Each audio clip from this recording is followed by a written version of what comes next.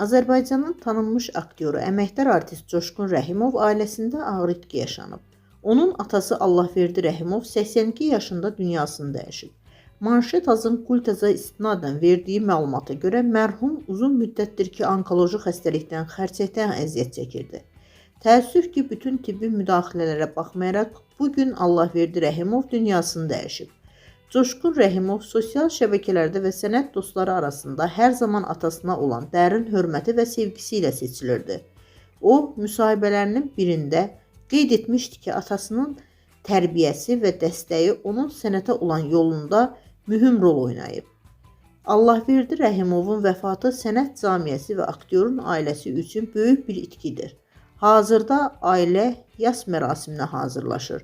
Mərhumun nə zaman və harada dəfn ediləcəyi ilə bağlı yaxın saatlarda məlumat veriləcəyi gözlənilir.